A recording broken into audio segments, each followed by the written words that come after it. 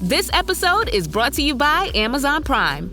From streaming to shopping, Prime helps you get more out of your passions. So whether you're a fan of true crime or prefer a nail-biting novel from time to time, with services like Prime Video, Amazon Music, and fast free delivery, Prime makes it easy to get more out of whatever you're into or getting into.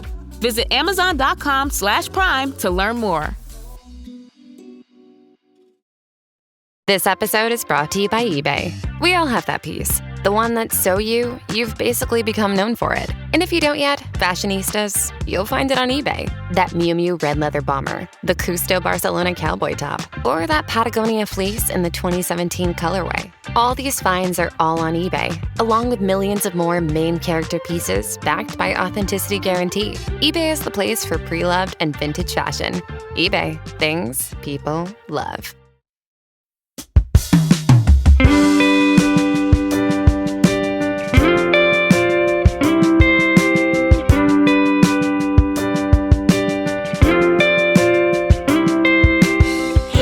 Welcome to The Paper Fold. I am your host, Sarah, the Paper Nerd, and I'm so glad to be back nerding out with you on my favorite topic, stationery.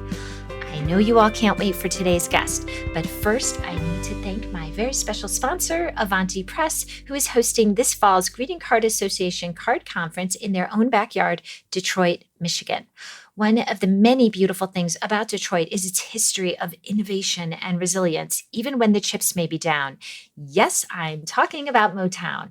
Just like stationery, Motown is all about community. It's about deftly combining individual talent so something far more impressive arises from the simple sum of its parts. After all, the iconic Motown sound itself is an expert blend of soul, rhythm and blues, gospel, and vocal jazz traditions. Avanti is leaning into that narrative and inviting luminaries from Detroit and across the country to create new connections and celebrate the richness and potential of greeting cards together. I just know you will leave inspired with a bunch of new paper nerd friends to boot. This nerd is planning to be there, waiting to chat you up. Registration is now open, and once you sign up, be sure to take advantage of the GCA's special rate at the iconic Weston Book Cadillac Hotel. Visit greetingcard.org/2025 greeting-card-conference / to book your spot to get your creative refuel and community boost started. Now, on to today's guest, who is enormously iconic in the stationery and gift world, to say the least. When I started this podcast, I had a few dream guests in mind, and Anna Bond was on the tippy top of that list. Anna built Rifle Paper Company alongside her husband, Nathan. In 2010, they debuted at the National Stationery Show, and their star rose quickly. By December 2013, they had 93 employees. In 2014, Rifle was listed as one of Inc. 500's fastest growing companies. And in 2015, Nathan was named to Forbes magazine's 30 Under 30 list. Today, Anna's signature hand-painted florals and illustrations are so pervasive, they have legitimately become part of the American design collective unconscious. Rifle currently has collaborations with Target, Paperless Post, and Pottery Barn Kids, but they have worked with many other top venues and brands in the past. In 2018, Anna's illustration graced the U.S. Postal Service's annual Love Stamp, an enormous accomplishment for any artist, but especially one who creates greeting cards. Despite the brand's pervasiveness and being frequently imitated, it always feels fresh. The Rifle trajectory is the dream of every new stationery maker who sets up shop. Meanwhile, Anna and Nathan have also grown their family during this time, bringing 5 small children into the Rifle fold. Thus, I have a million questions for Anna, and several get answered in this part 1 of my interview. I'll have Anna herself right here, right after this. Hey nerds, it has been a hot minute since I filled you in on all things new with that fantastic and fantastical LA-based brand, Girl with Knife. After all, this cutting-edge California house of design has trailblazed its way through paper goods, home decor, and yes, even house design since the incredible creative powerhouse Alicia Castaldi founded it in 2018. You'd be blind not to note the innate glamour of every last larger-than-life Girl with Knife creation, but beneath each one, there also lies an honesty and simplicity that comprises exposes its true design strength. That distinctive quality is typically born on a Girl with Knife greeting card, carefully brought to life slice by slice with Alicia's trusty X-Acto blade. Now, greeting cards themselves are a deceptively simple product category. A card can bridge both physical and emotional distances. They can share messages we don't know quite how to articulate on the phone or in real life, and these messages endure forever. Alicia understands this distinctive magic, and it's evident in spades in her 19 newest card releases. I just reviewed them while editing the summer issue of Stationery Trends, and they legitimately knocked my socks off. Spanning occasions from every day to the holidays, they are so good. I want you to be captivated by them for yourself, so I'll just dish on a few faves. We Are So Connected depicts a white charm bracelet on a black background, but somehow it effortlessly reflects and enhances our closest relationships. Like most of Alicia's work, the design is informed by a fabulous backstory, echoing both how she and her close friends speak to each other, as well as their respective artistry. Believe it or not, one makes charm jewelry that all the others wear. This card's personal origins really make it resonate, just like Girl with Knife's hot-off-the-press Father's Day card, a reflection of Alicia's own eternal adoration for her late father and what she describes as his outlaw spirit, of course. Presented on a sleek black backdrop with white lettering, the copy starts out, "My father, my hero," and rest assured, it will be in the hands of some of the most appreciated fathers this year. Perhaps yours? This card is a forever keeper, and there are 17 other equally mesmerizing card releases, each a mini masterpiece showcasing fresh finesse from this Louis Award-winning Artist of the Year. Meanwhile, design elements find their way from greeting cards onto other Girl with Knife creations. Maybe it'll be a new ultra-thick gift wrap, or perhaps a Luke's candle that incorporates fabulous scents into the design mix. And that, my paper nerd friends, is why Girl with Knife is your BFF in paper goods and home decor. So head on over to girlwithknife, all spelled out, .com and immerse yourself.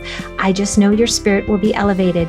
Meanwhile, if you are in the trade, shop this top shop brand sensation exclusively on Faire 24/7.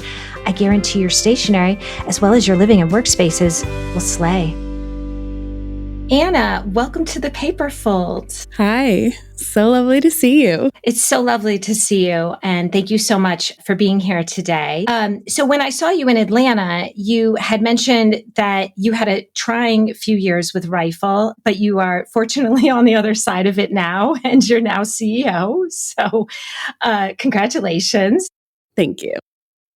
I'm wondering if you can go behind the curtain and kind of take my listeners through the process as much as you can share. Yeah. So, I mean, in a lot of ways, I think there's never not somewhat of a trying time owning a business. So in that sense, it's just, it's just different over the years, what the challenges are and what we're going through. But over the last few recent years, I mean, we all went through COVID and we went through that. I think that impacted everyone's businesses greatly, and really just trying to navigate the growth that we've had in a thoughtful way. Just in the last, I guess it'll be almost a year, I took on the CEO title, which I've never had, and really was a way to help guide the brand in a way that kind of follows along what we started out doing and our core values and what we really think is important for the brand. Not to say that wasn't there before, but I think I see my role as kind of helping just guide that and working with the team to make sure that we are on the right track. So, yeah. Yeah. I mean, I would think when you've had such exponential growth over the years, it's very easy to sort of get lost in the forest, to try this and try that, and then sort of stray away from what got you into this line of work in the first place. It's just like, I mean, I think our growth it's felt like starting a new business every few years. And so I'm sorry to laugh. It is just kind of how it is. I don't think there's ever a moment, as much as you want it to come, that it's like, okay, now we're there. It's just on cruise control. So I think that's just part of business and our story anyway of, okay, we've got to this point, and then you're like, all right, we have to get through the next phase. And that getting through the next phase is the really, really hard part and takes a lot of work. And it's almost like if you stop in the middle of that transition, it's what could break you, but getting through it, gets you to the other side and allows you to keep going. So I think that that's just where we've been the last few years, is trying to navigate the growth we've had, set a lot of foundational things in place, really stay true to who we are as a brand, which I think has been there all along and been a through line, because Nathan and I have been very involved in the business since day one. My role really hasn't changed since we started. It just kind of took on another layer of it, partly because Nathan had stepped out a little bit the last few years and was focusing on some other projects. So,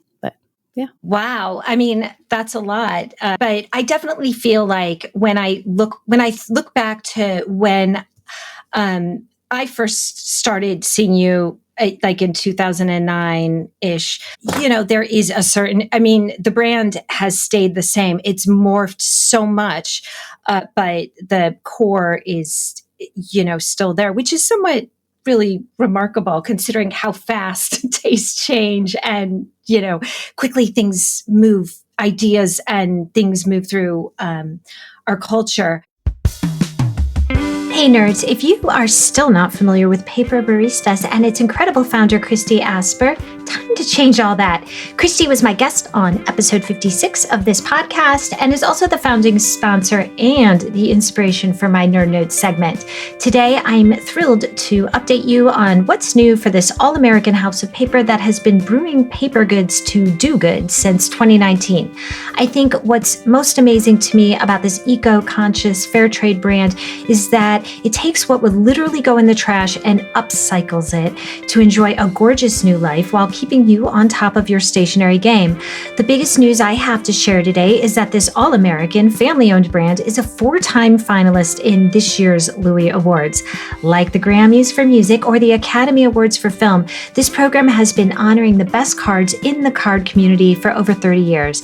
Take it from someone who sits on that Greeting Card Association committee and has judged the awards more times than I can count. This is huge. Every year, this competition gets more competitive. Clearly, Paper Baristas has struck a most resonant chord with judges all across the board. While the winners won't be announced until the Louis Awards Gala in July, seeing Paper Baristas rise to the top of this year's finalist pool drives home the vital importance of the brand's mission, which is to put people and the planet before profits. There's no plastic packaging here, and every product blends recycled and upcycled elements. The handmade wood-free paper is recycled and biodegradable, made from cotton rag waste from the garment industry that would otherwise be tossed. The thick handmade paper itself is created using pollution-free methods such as sheets that are sun-dried, conserving energy usage, and they're chemical-free, protecting our waterways. And whether the product in question is one of the brand's signature decal edge letterpress cards or a recycled pencil bag, 10% of all Paper Baristas profits are donated to the International Justice Mission to fight human trafficking. That means that long after your purchase, it assists in someone's fresh start. Most importantly, it is relatively easy to generate a product that looks great but may not treat the planet well. It's an enormous logistical challenge to create items that don't just work beautifully, they truly do good behind the scenes as well. You can imagine this task is doubly difficult in today's rocky economic climate. Thus, it is no exaggeration to say that every Paper Barista's offering is a labor of love to bring into the world. I invite you to take a few minutes and really immerse yourself in this range. Paper Barista's vibrant Louis Award nominated cards are available folded or flat. There are endless undated planners, notebooks, and journals. They recently introduced plantable seed paper gift tags and ornaments, as well as stickers, and every last home good is a thoughtful heirloom in the making. Check out their floating frames, recycled canvas lunch bags, recycled microfiber tea towels, and my personal favorite, Swedish dishcloths. Every time you use one, that's one less used paper towel. Every last creation is a joy to use every time. So if you are a paper nerd in the wild, start your caffeinated stationery journey at paperbaristas.com. If you're in the trade, shop this top shop on Fair 24/7. However you connect, be sure to tell Christy that Sarah sent you. Which brings me to my next question. How would you define the stationery scene in 2009 when you established Rifle? And what do you think, what do you think it is about your work and about your brand that kind of just set you apart right out of the gate? I loved that era. I feel very nostalgic for the 2009 era of design blogs, and Martha Stewart weddings was such a big thing at that time. And I think that there was a really strong community around paper products, and there still is, but I think especially then when it felt like such a smaller, maybe online world than it does now. I think stationery was so front and center. And when I think of Rifle, I still think of like one of your early booths at NSS. It was like in the back, you had a double. And I remember all your art prints were up, and there was like one with a bear and a little girl. I still like that. Yeah, I actually have that. I have the original in my studio here. I just found it and put it up. That was painted for one of Nathan's show posters originally. But yeah. Wow. But I mean, like there was, a certain quality, I think, about your brand that differentiated it. How do you define it, and how do you keep it pristine through the passage of time and taste? Well, I think then, and we had no idea, at that time I was freelancing. Nathan was in a band. We were just trying to figure something out. And I started to get some momentum through doing our wedding invitation and some for friends. Mm-hmm. And I found out what a trade show was, and up there in 2008, walked the show. And that's when I got a lot of confidence just seeing that a lot of the boutique brands at that time were doing letterpress printing. And there were full color brands, but maybe less so, pricing it at the same price as letterpress and sort of treating it as a specialty product. So I felt like with the full color art, I had something very different than a lot of what I was seeing. And then to your point about the double booth, I was walking the show and a lot of brands had a single, and I was like, I'm going to get a double and come out looking like we're bigger than we are. You did, by the way. It's like, we're going to scrape that money together and get a double. And a lot of booths are really filled and busy. And I was like, I'm going to make ours really clean and minimal so that the product stands out. So I was intentional in that sense, I guess. And probably the confidence I got walking the show, seeing that there was a gap in the market for what I could offer, just allowed me to keep going and put in the work to attempt to get products made and all the work that we did that year. So I think that was key for me. Yeah, that's fascinating, because you're right. When I think about stationery, then it's like there was a lot of letterpress. There was still a lot of handmade, like where people were just putting everything they could think of on a card and shoving it in an envelope. And there wasn't much of like what you were doing. My next question concerns your wedding invitations, which was such a huge part of your brand originally out of the gate. And that aspect was born with your own wedding invitation. Did you, I remember the display. Was that unveiled at your first NSS? Maybe. I have to dust off the cobwebs. But our wedding invitation was that's where I painted us as a portrait, like us, in our wedding scene. And then that became a lot of what I was known for in the wedding invitation. And I would get a lot of requests from brides, and did that for a long time. Sure. And the rest of wedding invitations at that time, for contrast, were mostly, beautiful, ornate, letterpress, a million pieces. No one was doing portraiture. So this was like a huge, left turn through what else was going on at the time. It was so cool. I wanted one, and I wasn't even in a position to get married. I wasn't even dating anyone. It was really fun. I think when I found wedding invitations and started doing those, it's what clicked for me, because I had always loved stationery, but it wasn't front and center in my mind that I could start a stationery brand. I was more so trying to figure out my style and what I wanted to do. And stationery felt like this, and it is this perfect mix of typography and design that I love and the art that I love. And it brought all of those things together. And then it was I had been putting work online. It was the days of Flickr. Like I remember the original Instagram, and wedding, they just clicked. Like it was such a different response from people that I didn't know. So it felt like okay, I love it. People are responding to it. I should keep going and see where this goes. Totally. I mean, the idea, it was like, oh, I not only am getting married and look fabulous, but like I am in like a classic portrait. Like I am in like a, a pastoral portrait on my wedding day. Like this is how I want to think of myself. This is how I want my guests to see me and my husband. It was so like it so captured a moment, or it captured just a mood that, people didn't know they wanted it until they saw it. So this ties as well, like this sort of connects to your custom portraits. And I would love to get your thought on your shift away from this custom element of your business. I've talked a lot about how I'm a huge fan of the rifle flat notes. I love it.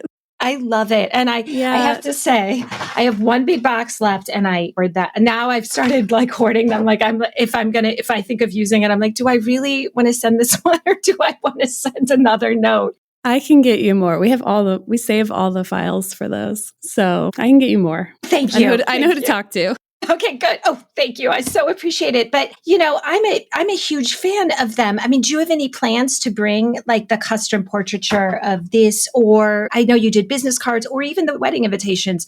That element of your range, I'm assuming it's much more intense, like work intense, but would you ever bring it back? Yes, we had the portraits up until maybe a year or so ago as a template style where you could go in and kind of mix and match. And we're trying to relaunch all of our personalized stationery right now with a different partner because we had been doing it in-house and it took a long time. It was taking the customer like 4 to 6 weeks to get their order. So we're trying to relaunch it in a more efficient way and would love to bring back the portraits, just trying to figure out how to do it in a way that makes sense and that we can manage. But that's definitely something that was so big at the beginning. And it was a last minute ad right before we launched the website. I remember it was like the week before. I was like, I'm going to add these to the site and just see what happens. Really? It was a big part of the early PR that we got and had a lot of great people reach out and place orders. And it was a big part of our success in the beginning. I mean, the way you had them on the site was very fun to put together, to pick your eyes and your hair and your glasses and what you're wearing and this, that, and the other thing. And honestly, I didn't mind waiting. I feel like when you order, I gotta go back and figure this out. As a big fan, I would say that like a lot of times when you order a custom something or another, and you're a consumer, you know this. I mean, maybe you know this. A lot of times I'll order it, I'll be really excited about it, and then I'll sort of forget, and then it shows up, and I get excited all over again. Maybe it's middle age. So we'll be right back after this. Craftsman Days are here at Lowe's with big savings on the tools you need. Save $100 on the Craftsman V20 6-tool Power Tool Combo Kit, now at $199. No matter what the project is, Craftsman's high-quality, high-performance products empower you to build on.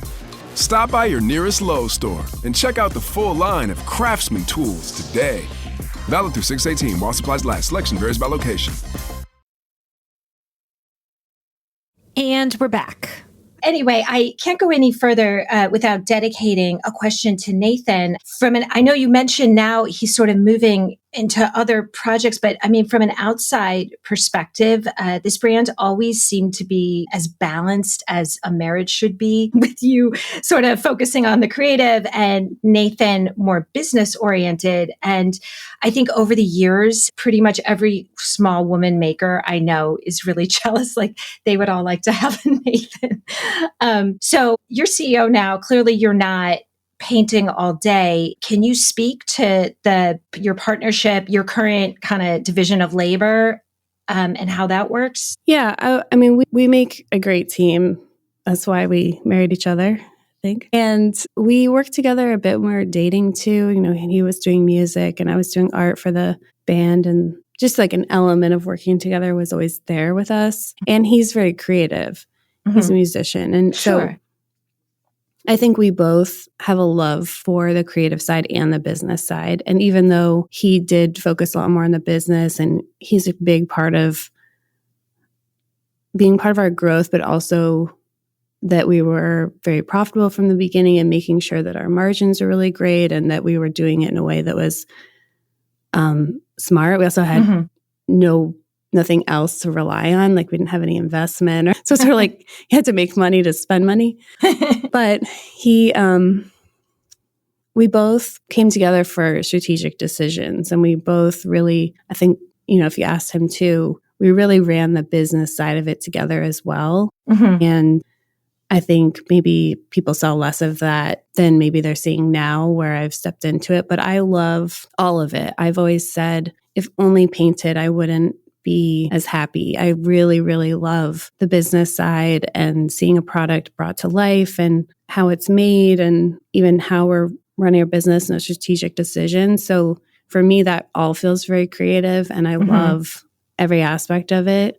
Like, yes, I'm doing the art and I have a great design team who does so much of the product now and I'm very involved with them. But I would say it's less that my goal is to paint all day and more so to see the whole thing come together and love the brand side of it too. Yeah, well, it is a creative endeavor to put out a catalog, to do an event, to, maybe it has, to many creatives, it has the stench of business and then, I don't want to do it. But yeah, and I love how you take ownership, you just own, what you do and you really elevate it to where it needs to go. There's also a certain confidence there that is so inspiring, I think, to other makers who are building their brands. You made a face. Well, there's always an element of faking it till you make it. I do feel that. So confidence, yes, I think confidence. Yeah. And it's just always figuring it out. And what I think I love too is, my goal is to create art that people respond to. So if a product isn't successful, I see it as a challenge. Okay, why didn't it work? What are people responding to? And kind of iterating on what the brand is through that and the response, because that is such a big part of, I could create art that I just want to make for myself, but it's not necessarily going to be successful or, fulfill the purpose that we're trying to do for our brand. But I love that. I love hearing all of that and trying to mold it and change things so that it works. Sure. I find it fascinating, clearly. So as Rifle has grown, I mean, you and Nathan have also concurrently grown a family, complete with 5 very young children. As your daily life has changed as a mom, I'm curious if that sort of has altered your attitude towards stationery and gift product as you see life through your children's eyes and as their mother. For example, say Valentine's. These are one thing through dating and early marriage, and quite another with young children in school. So I would love to get kind of your thoughts on this process. I mean, even you look at Rifle, you started with wedding invitations. Now you're doing a lot of work with Pottery Barn with children. So clearly your head is in a different place. So I would love to hear you speak to that a little bit. Yeah, it's been really fun. I love my kids. I think it's made me, obviously time is critical. It makes everything that we do have to be important and worth my time to take any time away from them. And it's probably also why I'm really spotty on social media posting anything because I have no time. Move over. The Pottery Barn Kids products, those have been really fun to see. The girls this morning were wearing some of the pajamas, and it is very special to see them interact with the products or things I make or be like, Mom, is that your flowers? Which is just the sweetest thing ever if they see that and notice. But yeah, I think one of the filters for the brand, though, is that we are trying to be somewhat timeless in our approach. And one of the filters I have for the product is that it's something you could give either to your niece or your grandmother. And so I think the kids maybe put another lens to that. But I think I'm sure my phase of life is coming through in what we're doing. But I think that my hope is that we kind of keep that mentality and have that timelessness as much as possible to the art and something that they can appreciate and something that feels still relevant and new.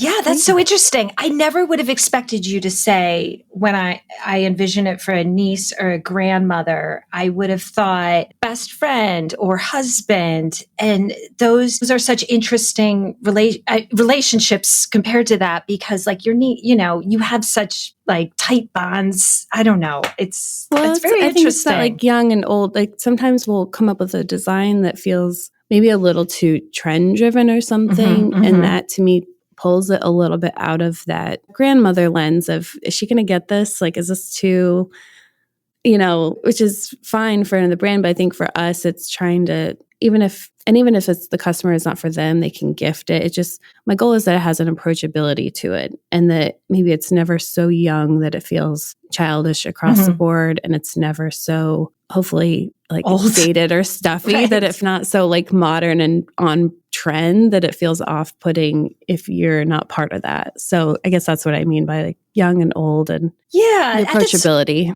That's so cool. It exists in its own kind of time and space. And that's what gives it sort of its own vibe. It's a distinct where the product anywhere, whether you see it on apparel or on a pillow. So I'm curious too, what is your attitude towards imitators? Do you think there's a difference between quoting out of admiration and completely ripping off? Yeah, I do think there's a difference there, yes. Because I think intention matters when it comes to that. But my attitude, I do not let it bother me. We've been dealing with it since day one. But it's, I would say it motivates me if I see that to just keep going and do different things and do new things. But yeah, it's out there. I think it's out there for a lot of people who do art in general in a big or small way. And I think it's just kind of part of things. I don't really let it be something that gets to me.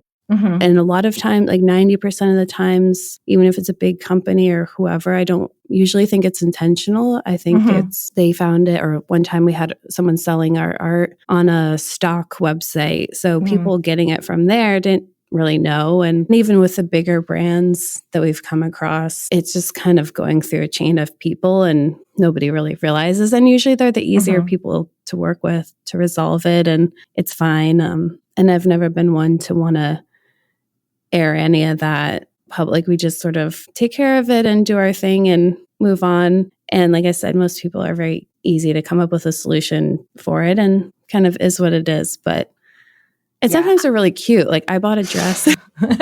I'll buy it a lot. There was this I dress. love this. It speaks to me. Why? I was walking down the street in this little town. There's a dress in the window. I was like, that's cute. And I was like, oh, that's Garden Party, our pattern. And I tried it on and I bought it. So I was like, it's cute. And then we're trying to resolve it. But it's like, oh, our pattern would look good on a dress. That's interesting. Isn't that nice? I'm so glad they tried it out and showed it to me. It's very, it is, if it's clearly, a pattern or something like that, but often it's so objective. Like I've had people come to me and be like, this person is ripping me off. Look at this. And they, and they send me side by sides. And first of all, I don't want to pick a side. Yeah.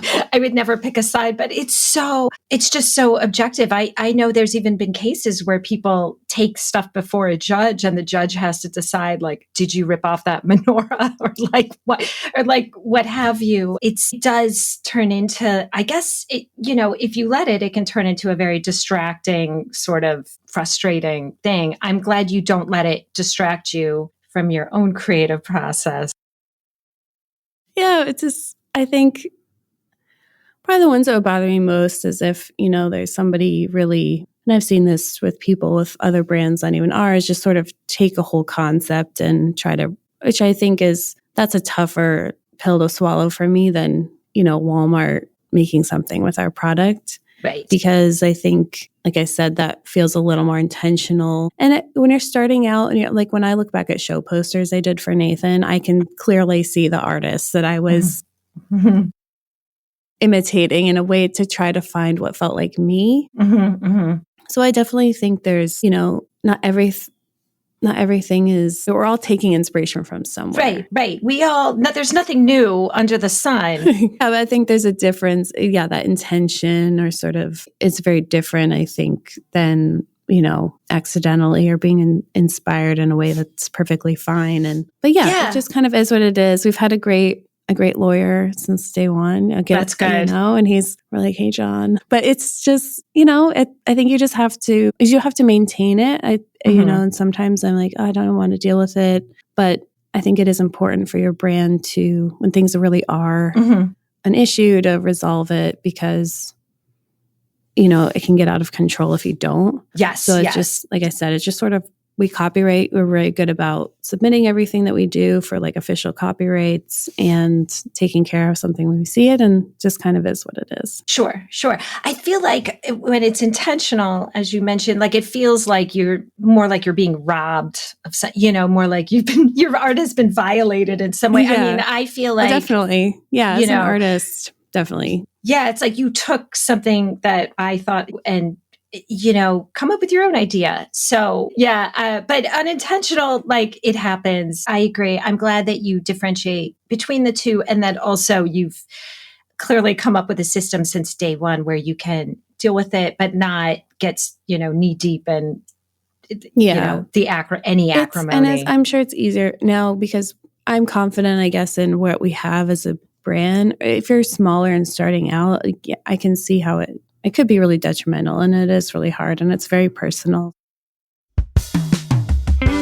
Thank you so much again, Anna, for dropping in the paper fold. I had a lot of assumptions about Rifle Paper Co. that were just proven wrong, and rest assured there's more to come in part 2.